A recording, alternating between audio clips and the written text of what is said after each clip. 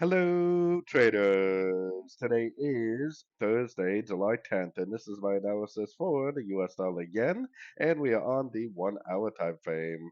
So on the US dollar yen, like I said yesterday, we had a nice break of structure. So if you are trading the shorter time frames, I would be recommending shorts now.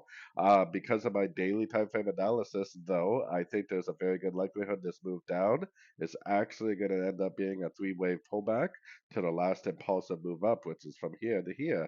So now that we are actually pushing up a little bit, I think that push up is likely going to end up being a wave B. So if that push up really is a wave B, then you would actually want to put your Fibonacci retracement from here to here because this move up would potentially be a crutch into this move down. So if you do see some sort of a three-way pattern up to one of these fib levels and a golfing move down, that's probably going to be the end of a wave B, which would be a pretty nice little short and the beginning of a wave C.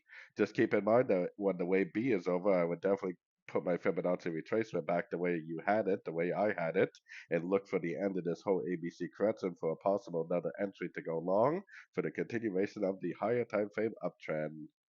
So anyways, don't forget to check out my free Discord channel, link down here in the corner. Take a look at my website, fxpipcollector.com. And as always, thank you for watching and happy trading.